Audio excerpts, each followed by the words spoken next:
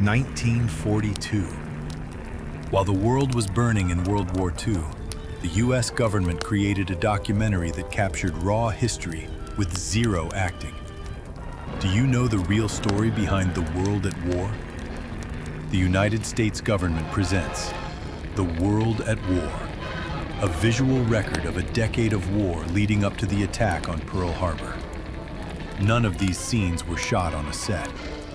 Made using actual newsreels and captured enemy film archives, nothing was staged here. Every single scene is 100% authentic. Directed by Lowell Mellett and released in 1942, this film attempted to let the facts speak for themselves. An invaluable document of history captured through the lens of time. To discover more fascinating history and untold stories, hit that follow and subscribe button right now. Yesterday, December 7th, 1941, a date which will live in infamy. The United States of America was suddenly and deliberately attacked by naval and air forces of the Empire of Japan. The United States was at peace with that nation, and at the solicitation of Japan, was still in conversation with its government and its emperor, looking toward the maintenance of peace in the Pacific. Indeed, 1 hour after Japanese air squadrons had commenced bombing in the American island of Oahu, the Japanese ambassador to the United States and his colleague delivered to our Secretary of State a formal reply to a recent American message. Japan has therefore undertaken a surprise offensive extending throughout the Pacific area. The facts of yesterday and today speak for themselves. With confidence in our armed forces, with the unbounding determination of our people, we will gain the inevitable triumph, so help us God.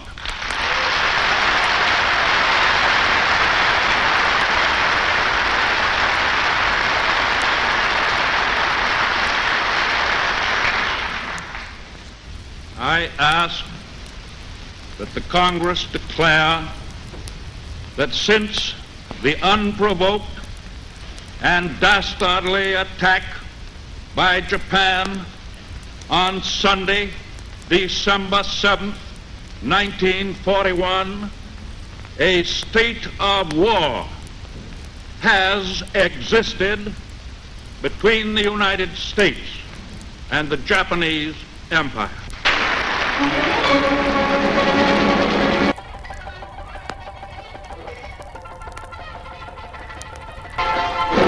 The arms embargo is far too great a security to American peace to permit its surrender without a last-ditch fight.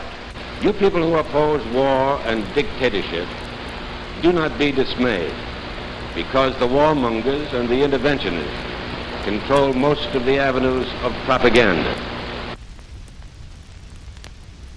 At this critical moment in the world's history, when the democracies of Europe are facing the test of life or death, all Americans are of one mind. We want to assist the democracies in every way we can with materials and supplies. England is the last and only barrier between the United States and total war. Our aid must not come too late. Therefore, we must give President Roosevelt power to set in motion an industrial blitzkrieg that will make it possible for England to blast Hitlerism from the face of the earth. It was fully and freely debated. Men were stamped interventionists and isolationists, and the debate grew bitter. Earnest young men picketed the White House, as if peace were in our hands, and not in the hands of those who wanted no peace, who worshiped war. Other earnest young men picketed the pickets. Curious organizations mushroomed into being with stunts such as these. Into this free debate trooped the agents of the aggressors, for they too were permitted to speak in our democracy. They wore Hitler's uniforms, but they wrapped themselves in the American flag. They preached the doctrine of racial and class hatred, for Hitler had said America could be conquered from within and fall as an overripe plum to the Nazi master race.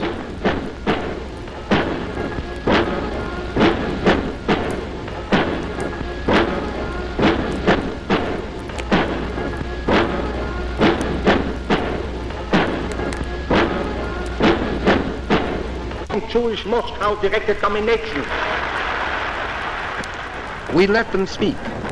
When occasionally a lone outraged dissenter wanted to air his opposition, we provided police to preserve order. This was Madison Square Garden in New York City, and not Berlin nor Nuremberg. Later, this speaker was arrested.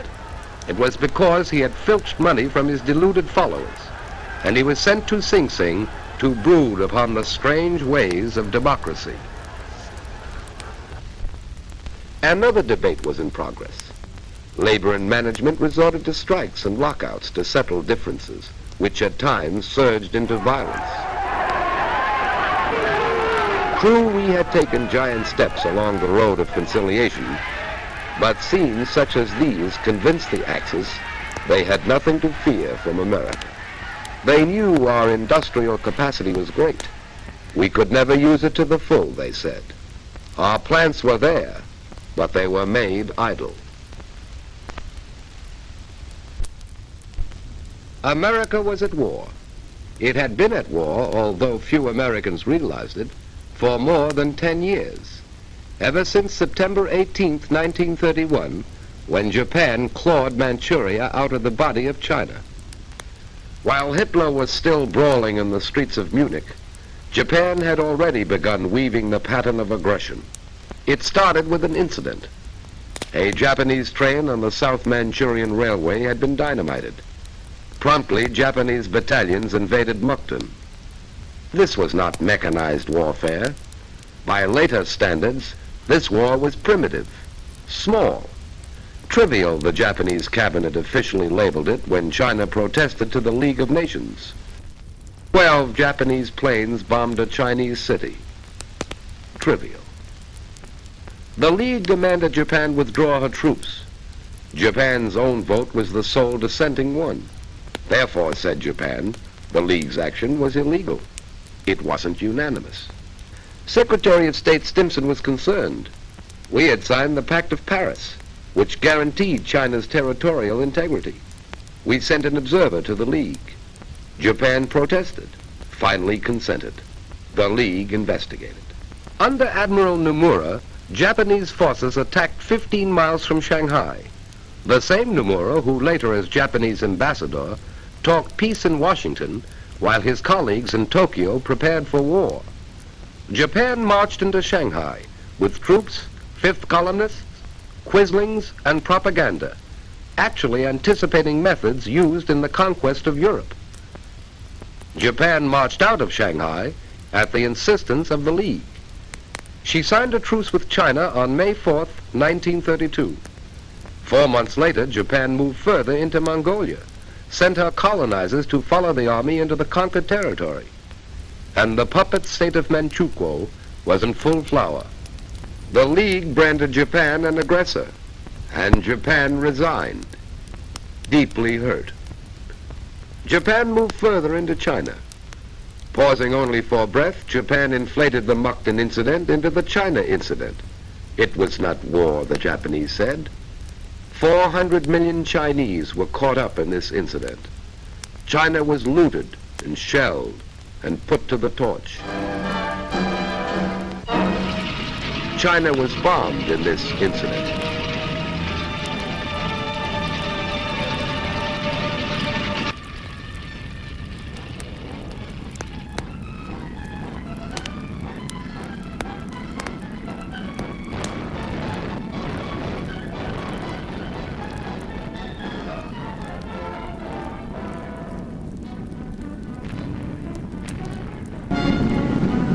Chinese forces united under Generalissimo Chiang Kai-shek were pressed back by the invaders.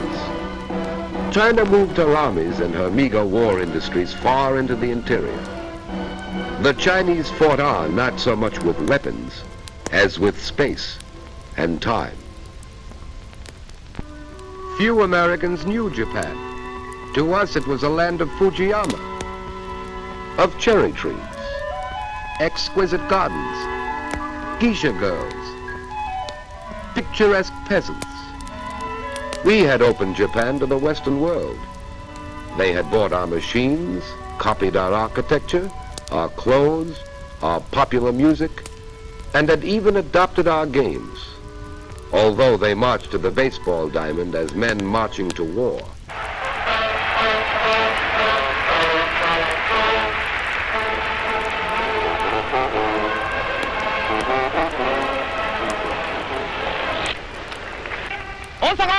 YG 신문사 주사위第15回全国選抜中等学校野球大会の開会にあたり我ら参加選手一同は And they said they played ball to build their bodies for war.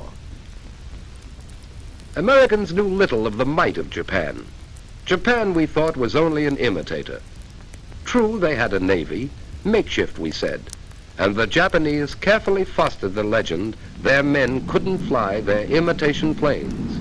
And yet, imitation or not, the weapons of war were there.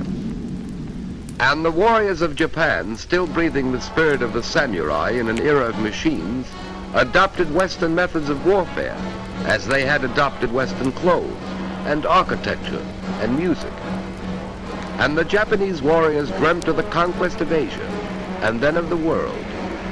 And their emperor invoked the blessings of the divine upon this dream.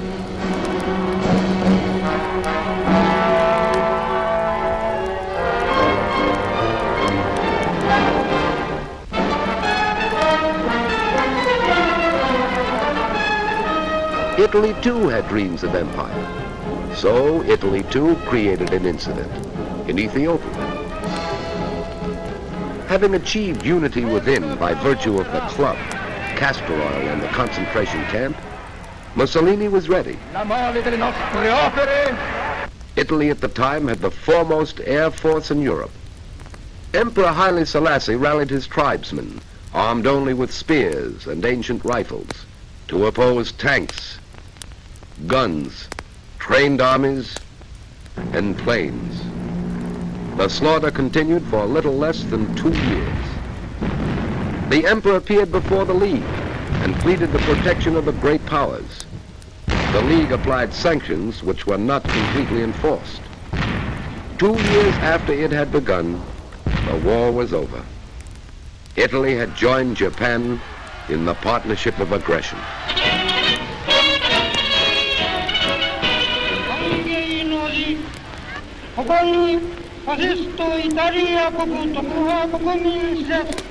Il saluto che io vi rivolgo è diretto a tutto il popolo del Giappone, tutti gli italiani, ed ha fondato un impero.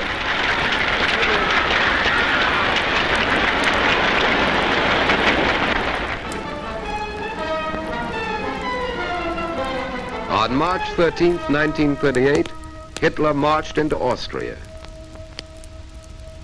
The trinity of aggression was complete. 4 years Hitler had planned and plotted. His Austrian Nazis had assassinated Chancellor Dollfuss for refusing to play the role of puppet. In defiance of the Versailles Treaty, Germany had established compulsory military service, brought its secret army into the open, had begun converting its huge industrial plant for war, had reoccupied the demilitarized Rhineland zone. Germany had practically wiped out the defeat of 1918. So Hitler marched into Austria. His conquest was bloodless. It was not entirely bloodless. German and Italian forces had been fighting in Spain. General Franco had revolted against the Republican government. He invited and received German and Italian aid. The duly elected government received some Russian aid. The democracies evolved a formula of non-intervention. that it is side. Here was opportunity for a dress rehearsal for full-scale war, an excellent chance to test new weapons and tactics. The Spaniards were the guinea pigs, men, women, and children. It was a long war, ended finally by hunger.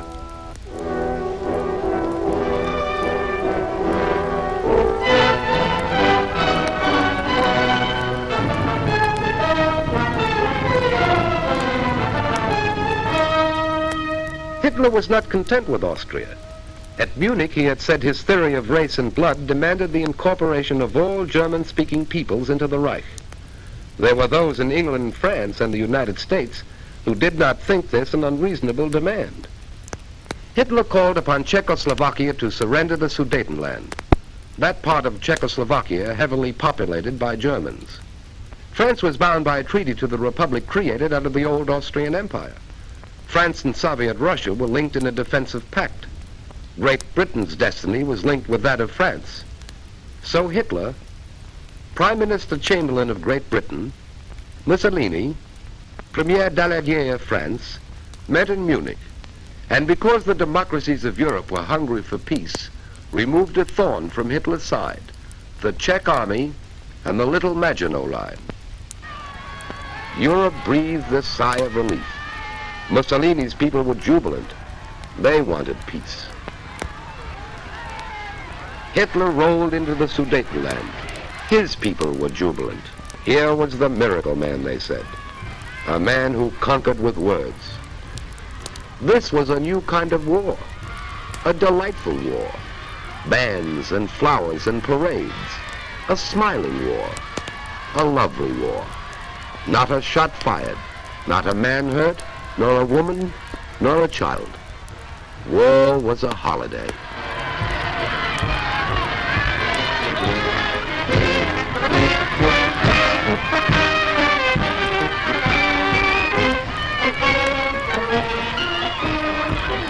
Hitler told his people he was content. He wanted no more territory. He guaranteed the integrity of the mutilated Czechoslovak Republic. Thereupon he paused to rest, and then marched into Prague. The Republic was destroyed. The democracies had lost a valuable ally. Italy's reward was Albania, again bloodless, slight resistance. Now Europe realized the hunger of the aggressors could not be appeased. On April 14, 1939, President Roosevelt appealed to Hitler and Mussolini for a 10-year guarantee of peace. And Hitler mocked as he called the roll of his future victims. Litauen, Estland, Norwegen, Schweden, Dänemark, Niederlande, Belgien, Großbritannien, Irland, Frankreich, Portugal, Spanien, die Schweiz, Liechtenstein, Luxemburg, Polen, Ungarn, Rumänien, Jugoslawien. The Reichstag roared. Hitler had signed a treaty of friendship with Poland. He had given Poland a slice of Czech territory. And now it was Poland's turn to ascend the sacrificial altar. The democracies had pledged themselves to come to the aid of Poland. And then Hitler executed what seemed at the time a master political stroke. Having come to power as the savior of Germany from communism, having gained support in certain circles of the democracies as the slayer of the Red Dragon, having built his entire system of alliances upon a worldwide anti-communist crusade, Hitler sent his foreign minister von Ribbentrop to Moscow. Maxim Litvinov's policy of collective security had been scrapped at Munich. Now Russia and Germany signed a treaty of friendship. Hitler's propaganda machine hummed, for even in a dictatorship, masses of men and women must be prepared for war. But Poland stood firm. Great Britain stood firm. Hitler didn't declare war. On September 1st, 1939, he struck without warning, which is the way of the aggressor. You will soon see Hitler's own photographic record of the Blitz in Poland. The formula is simple enough. First, choose your victim, an army still living in the past. Few planes, fewer tanks, outmoded guns and outmoded tactics. Choose an army relying upon courage rather than machines. Then, mass your bombers. Load with your biggest bombs.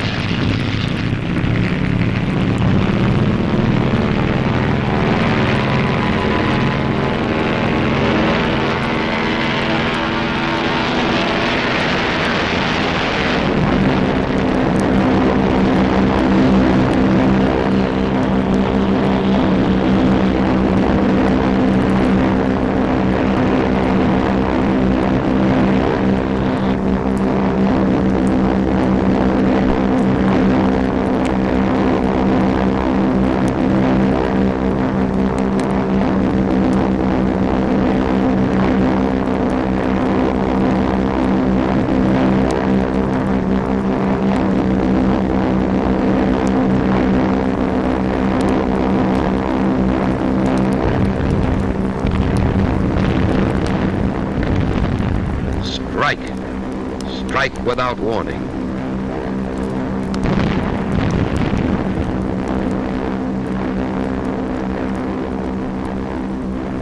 Destroy his inadequate air force on the ground. Blast those who escape out of the air.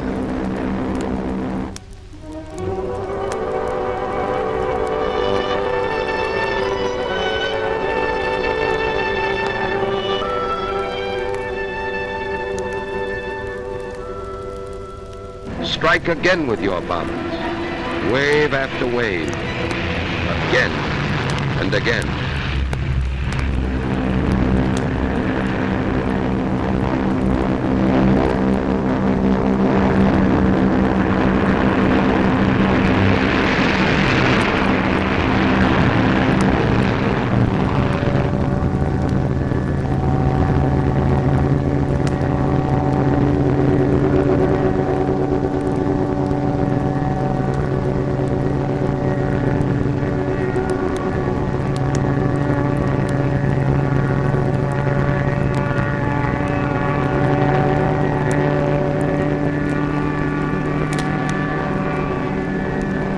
Strike at the railroads, for then the victim cannot mobilize. It cannot move men and supplies. Its armies are isolated.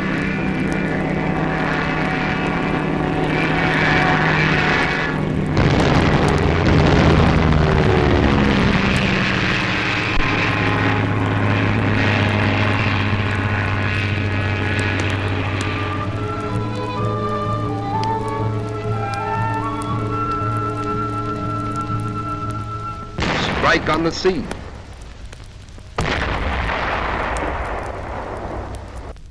Strike on land, with tanks against horses, giant guns against sabers and rifles. Choose your time carefully, making sure the weather favors your machines. Strike at his cities, so that civilians will take to the roads, hampering the armies, so that women and children will be killed in the streets or in hastily contrived shelters.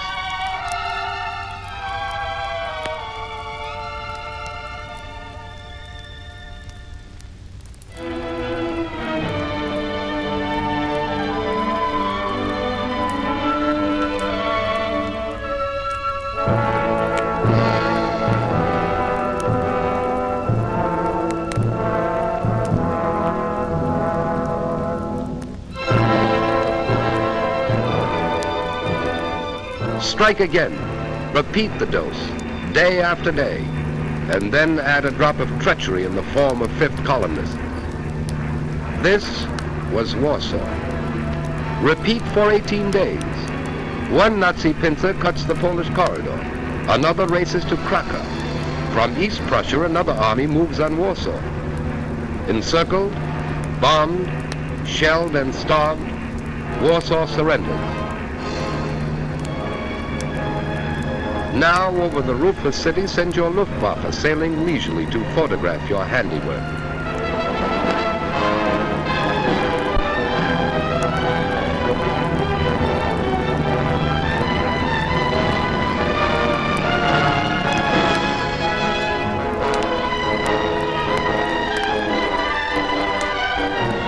And on the ground, let the master race assemble the first of its slave populations, a stunned and shocked and hungry people whose sufferings do not end with the armistice, nor their resistance.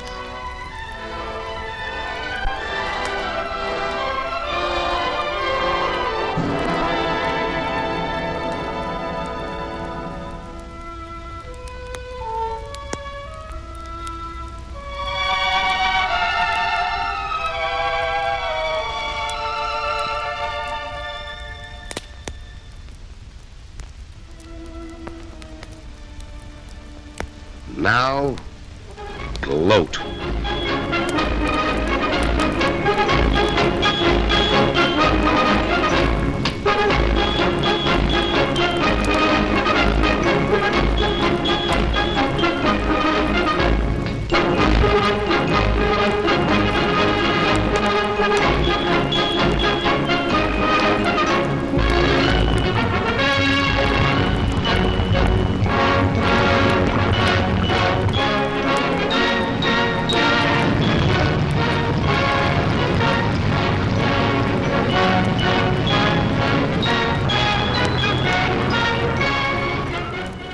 The winter of 1939 and 40 was described by amateur statesmen and strategists as the period of the phony war. Cruise ships were sunk in the Battle of the Atlantic, and men died in this phony war, but there were no land battles.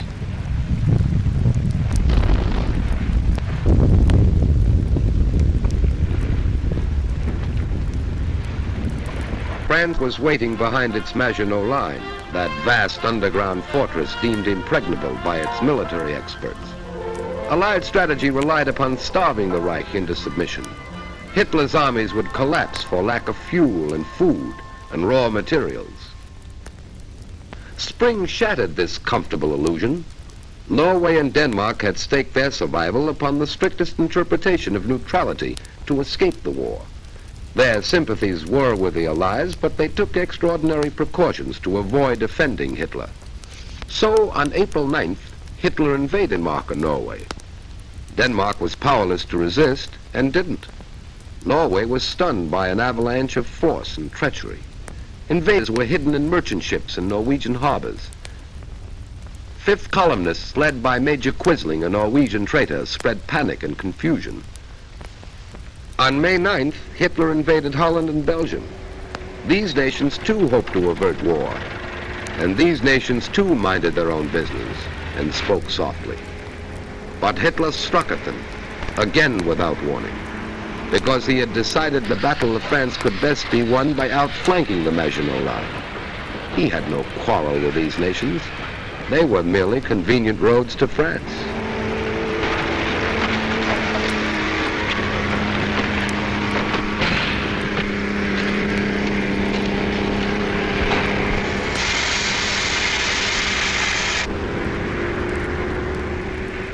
Simultaneously, the Nazis smashed across Holland, Belgium, and Luxembourg.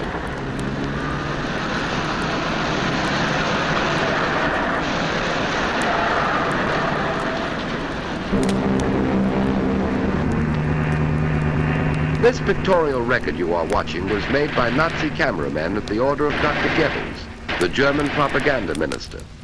He showed this Wagnerian symphony of devastation to neutral nations in Europe and South America to frighten them into surrender.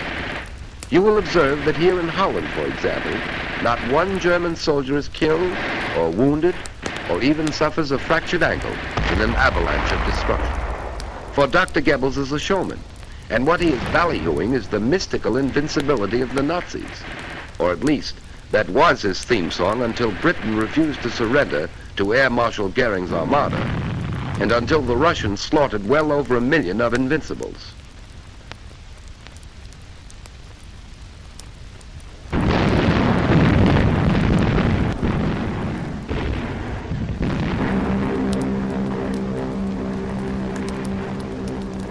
To the now familiar recipe of the Blitz were added parachute troops who swarmed down upon Dutch cities and airfields and further disrupted a hopeless defense.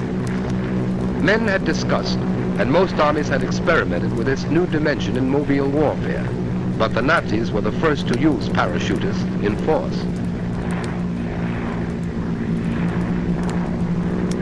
Guns and ammunition sailed down in special parachutes and were assembled quickly on the ground.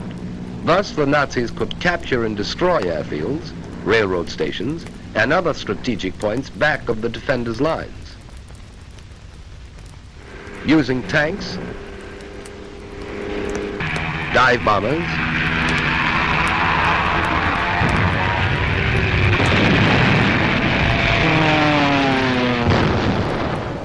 big guns, the Nazi machine broke the back of Dutch resistance in 4 days.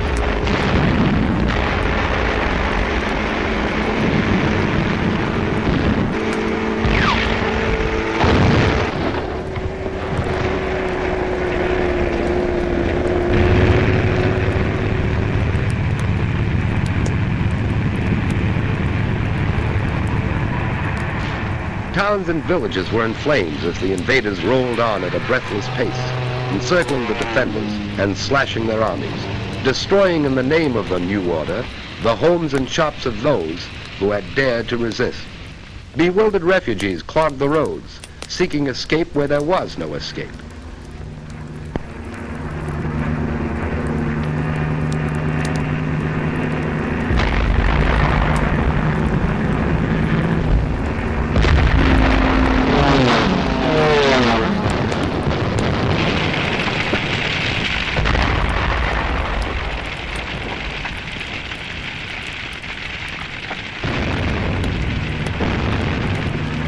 This was Rotterdam, bombed after the Dutch forces had surrendered. The Nazis said there had been a mistake. The news had not reached the Luftwaffe in time.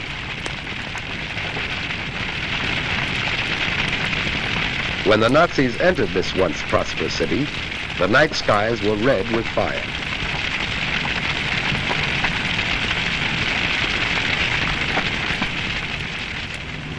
And the next morning, reconnaissance planes flew over the city as they had flown over Warsaw, recording for the propaganda ministry another tribute to the efficacy of the Luftwaffe, while Rotterdam buried its dead, as Warsaw had, and formal negotiations for surrender were duly completed. It took 18 days more to engulf the Belgians and drive the Anglo-French army into the sea. The French and British armies had moved to the aid of the Belgians, but wars are not won by improvisations, and in their desire for neutrality, the Belgian and Dutch governments had failed to perfect joint defense with the Allies before the Nazis struck.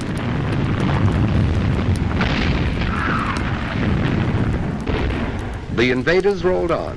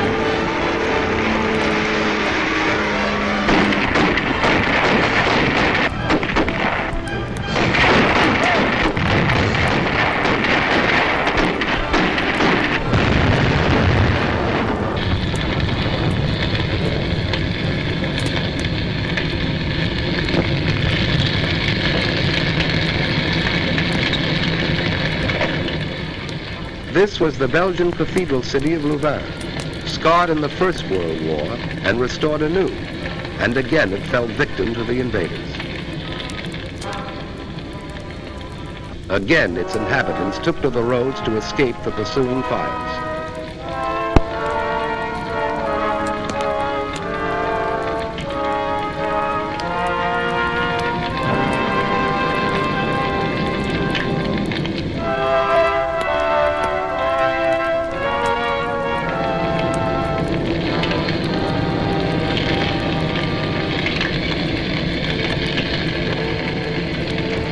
cathedral crashed in flames. The invaders rolled on. Morning found the refugees still fleeing blindly. Reputable observers said these refugees were machine gunned from the air. There is no photographic evidence of this. And this is what they fled. The Nazi machine moved on, and after a day's destruction, paused only to sleep.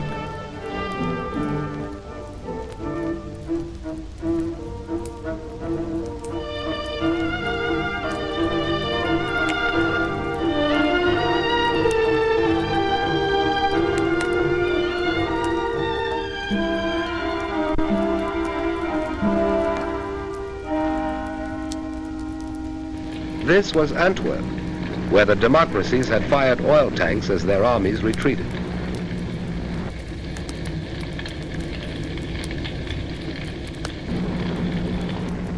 Brussels was spared, for it had been declared an open city, and the Nazis marched in, meeting no resistance. Belgium was doomed, and King Leopold capitulated.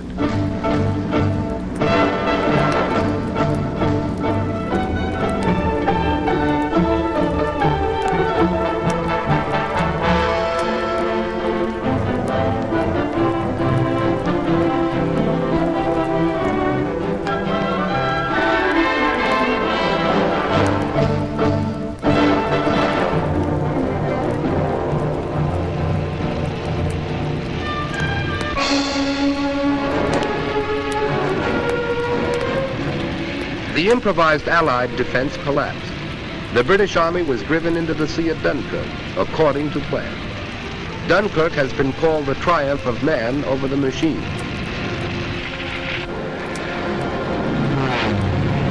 To challenge the dive bombers, Spitfires rose from British bases and fought for the domination of the air over the desolate beach, while ground forces continued a stubborn rear guard action.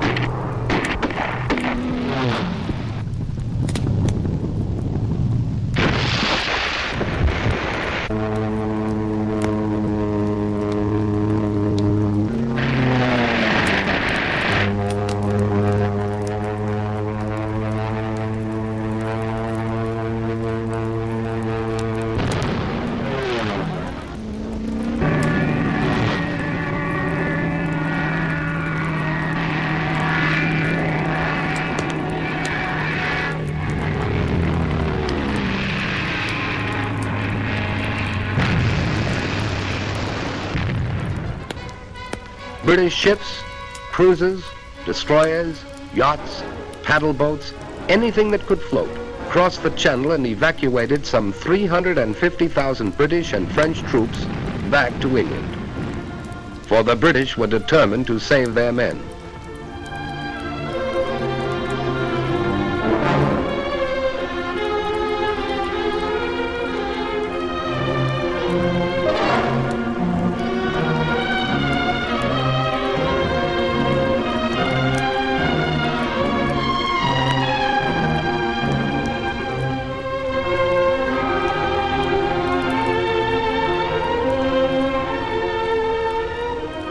Here in the wreckage was the story of the epic evacuation.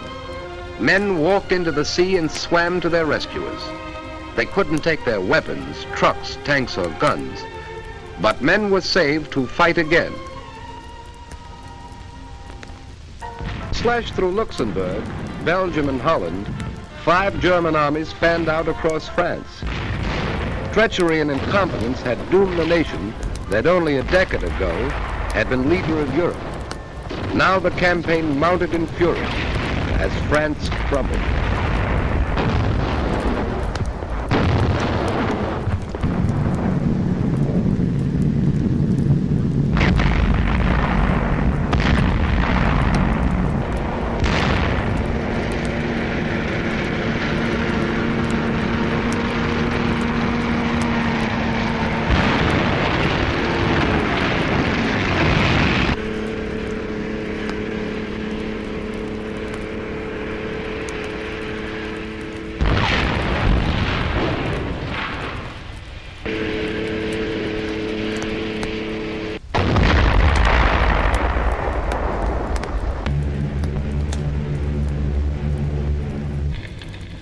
This was Rouen.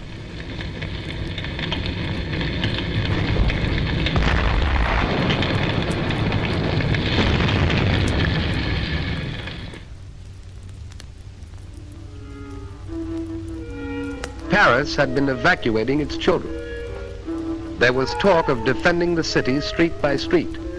This plan was abandoned. From the beginning, the French, like the British, tried to spare children the sight and sound of war. But the parting was hard.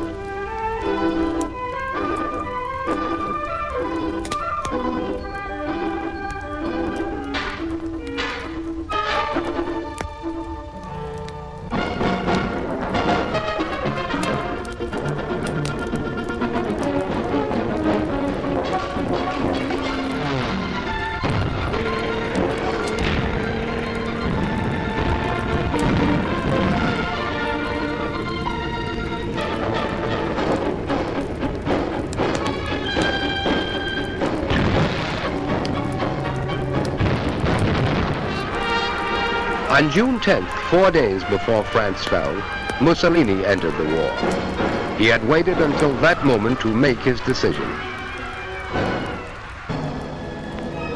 And now the Nazis entered Paris. This had been the dream of the Kaiser in the last war. Hitler achieved it.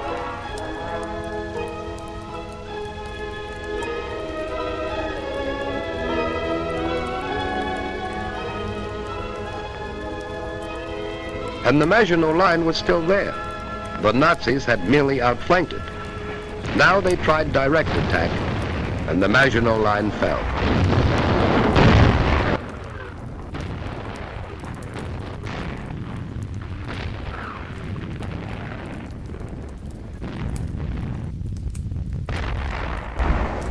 The First World War had ended officially in this railroad car, where Marshal Foch had received the delegates of the vanquished Germans. Hitler commandeered the car for what he believed was the end of the Second World War. The French army was no more. Hitler was master of Europe. England would surrender, for although it had rescued its men from Dunkirk, it had not rescued their equipment. The Nazi soldiers were singing, "We're sailing against England."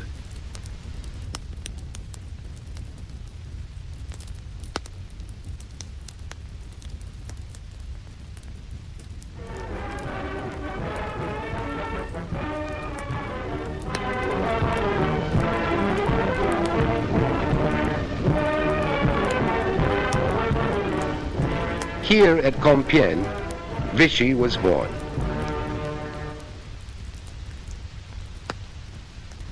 Hitler was happy.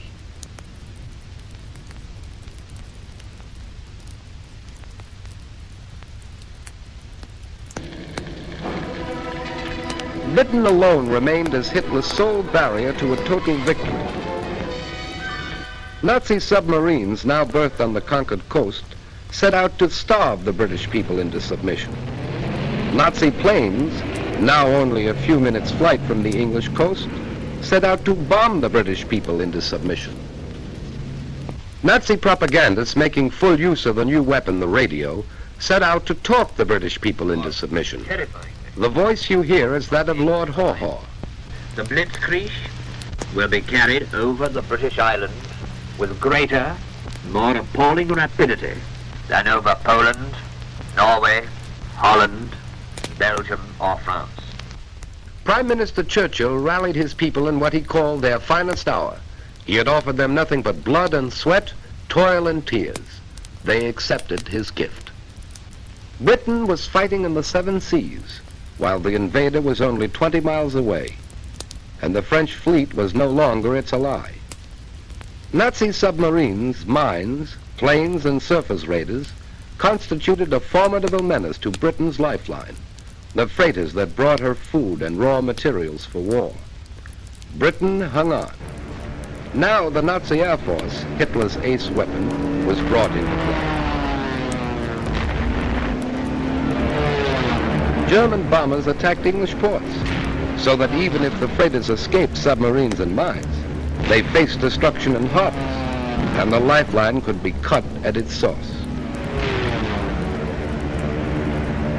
They bombed railroads and factories to disrupt transportation and war production. They bombed by day, and when the Royal Air Force smashed more than 180 of the bombers out of the sky in one session, they bombed by night. The face of London changed. Historic landmarks disappeared. Night after night, London was left a sea of fire.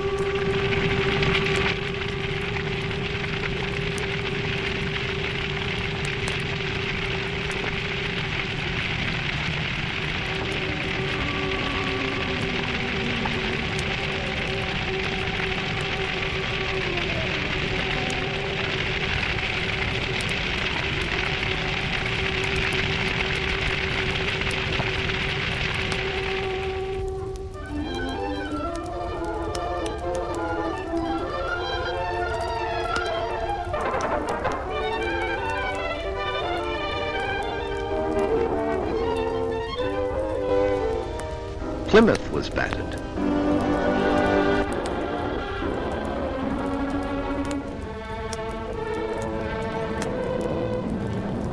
Coventry.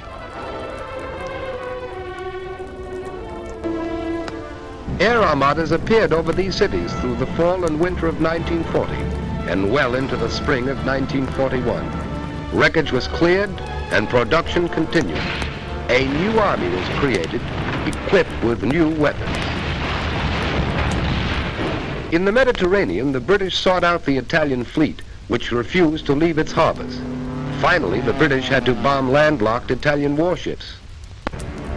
Malta, British stronghold, survived ceaseless pounding by Nazi and fascist airmen.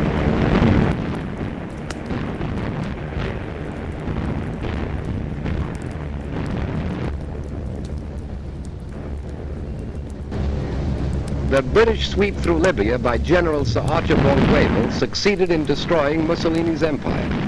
The British captured Eritrea and Somaliland, and in May 1941, Haile Selassie was restored to his throne.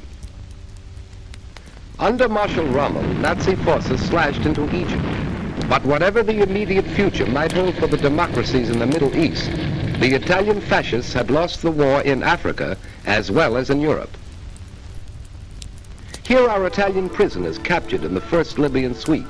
As they were led off to prison camps, the name of Mussolini seemed to have lost its luster, and before long he was to find himself competing with Vichy for the favor of Hitler. Britain still stood, and Hitler, frustrated, turned east. If this were to be a long war, he would need Russian oil and Russian wheat. So he proclaimed himself anew the archenemy of communism, despite his earlier plea to the German people that National Socialism and communism could live side by side. Now he told them he didn't mean what he said before, but he did mean what he said before that. Military spokesmen in Berlin said the Red Armies would be encircled and destroyed within 6 weeks. Its remnants would retreat back of the Urals. There the Japanese could deal with them at the proper time. Joseph Stalin rallied the Russian people. Soldiers and civilians, responding with a unanimity that amazed a world that had heard much and knew little of them, rose to repel and harry the invaders.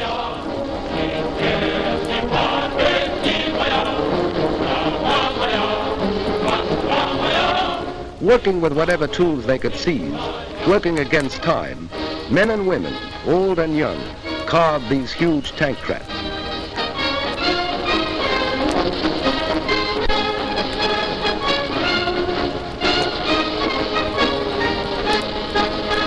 Weapons were distributed to civilian guerrillas assigned to operate back of enemy lines. Anti-aircraft guns swung into place to batter Luftwaffe advance units. Here was the wheat that Hitler wanted, and Russian men, women, and children were determined to keep it out of his hands. This time there would be no easy loot. Machines as well as men helped harvest this most precious of war materials.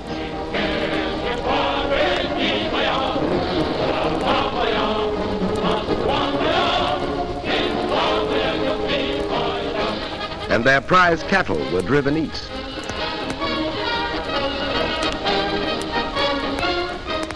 And when the tempo of invasion mounted, the Russians did not hesitate to burn their crops and their homes and their barns, so that the conquerors would find ashes as their prize.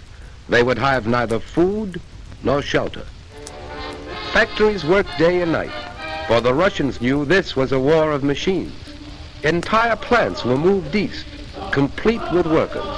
Weapons of war poured out of these factories, and the Germans, as well as the rest of the world, discovered the Russians had tanks to meet tanks and planes to meet planes. The Russians retreated, but not without inflicting sizable casualties.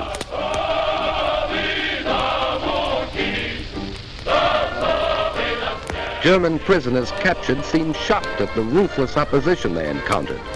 It had been different in France.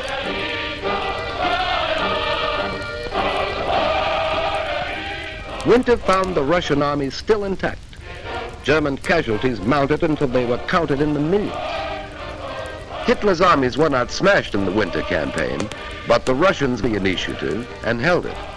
As the snows melted, Hitler was to meet new Russian armies and new machines as summer came to the 2,000-mile front.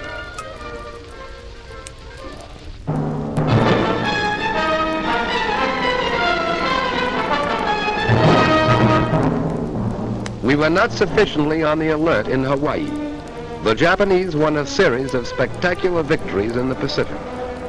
Under General Douglas MacArthur, American and Filipino forces fought a fabulous delaying action in the Philippines. Manila was bombed, although it was declared an open city. Because of vast distances, it was impossible to send supplies or reinforcements, and Bataan fell only when Americans and Filipinos had eaten their mules.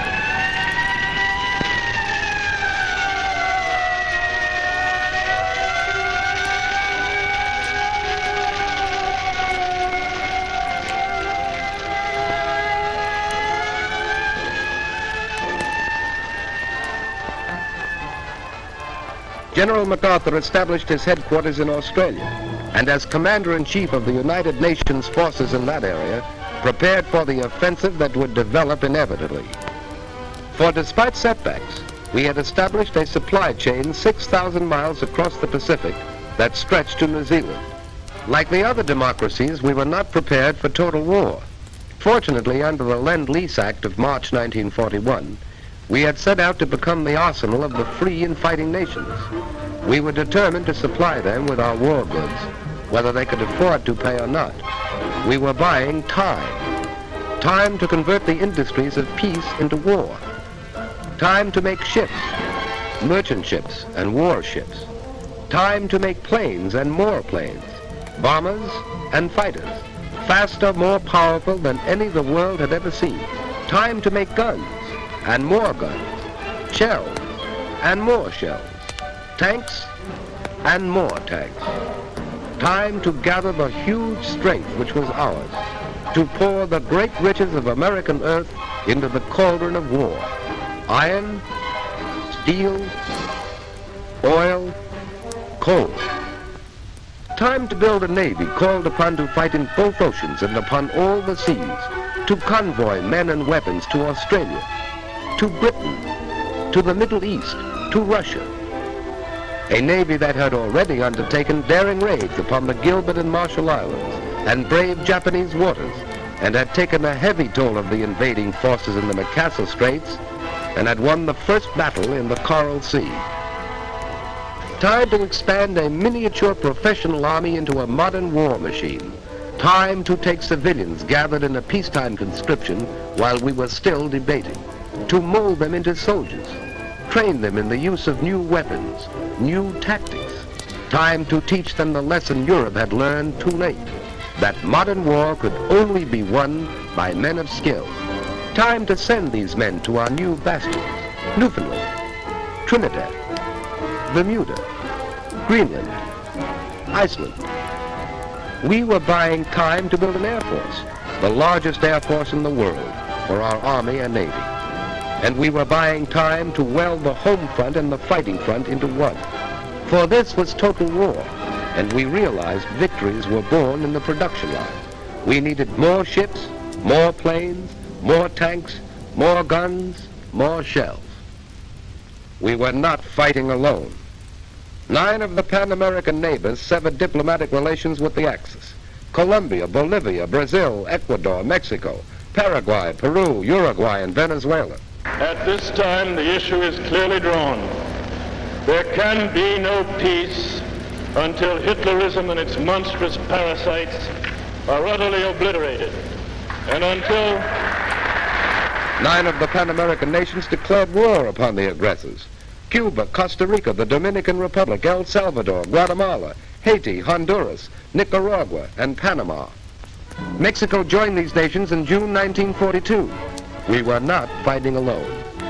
Even in the conquered countries, the will to fight survived. Dutch, Belgians, Yugoslavs, Greeks, Czechs, Filipinos, Poles, Norwegians, free Frenchmen, all fought with us on the far-flung battlefields. Australians, New Zealanders, South Africans, Canadians. We were not fighting alone in this war of the people seeking a world without war for their children.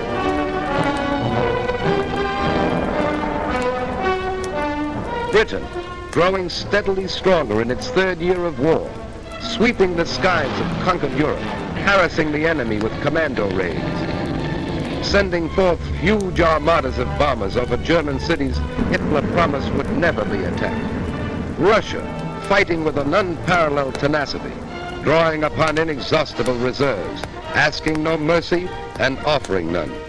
China, knowing the patience of an ancient civilization, surmounting handicaps that would have destroyed other nations, fighting on as it had fought alone. And the people of the United States, an angry people, whose resources and privileges were the envy of the world, offering these without stint, fighting in the factories and the foxholes, fighting in the jungle, the deserts, the frozen wastes, fighting on all the oceans, fighting for survival, fighting a war which would be hard and might be long, but which they would win.